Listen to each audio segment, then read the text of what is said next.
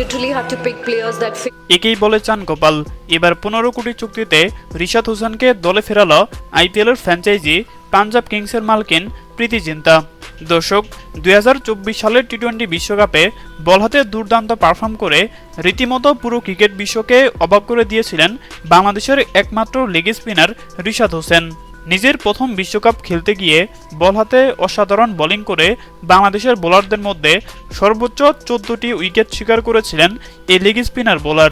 আর বিশ্বকাপে চমক দেখিয়ে বিদেশি ফ্র্যাঞ্চাইজিদের নজরে এসেছিলেন রিশাদ হোসেন, যার ফলে গ্লোবাল টি-20, বিগ ব্যাশ এবং জিমাফো টি10 লিগে সরাসরি চুক্তিতে রিশাদ হোসেনকে দলে ফিরিয়েছে ফ্র্যাঞ্চাইজিরা।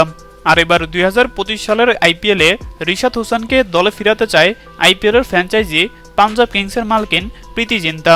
আর তাই তো এবার সংবাদ মাধ্যমে এসে তিনি বললেন, টি-20 বিশ্বকাপে রিশাদ হোসেন যেইভাবে বোলিং করেছে তার দুর্দান্ত বোলিংয়ের সামনে বিশ্বসেরা ব্যাটাররাও রীতিমতো অসহায় আত্মসমর্পণ করেছে। তার গুগলি এবং আর্ম বল বুঝতেই পারে না ব্যাটাররা। আর তাই তো 2025 সালের আইপিএলে রিশাদ হোসেনকে যে কোনো মূল্যে আমার দলে চাই। ইতিমধ্যেই আমরা বাংলাদেশ ক্রিকেট বোর্ডের সাথে কথা বলেছি, সবকিছু ঠিকঠাক থাকলে আগামী আইপিএলে রিশাদ হোসেন আমাদের দলের হয়ে মাঠ মাতাবে। হ্যাঁ দর্শক, আপনাদেরকে বলছি, রিশাদ হোসেনকে আইপিএলে দেখতে চান কিনা জানিয়ে দিন আপনাদের গুরুত্বপূর্ণ মতামত আমাদের কমেন্ট বক্সে। ধন্যবাদ।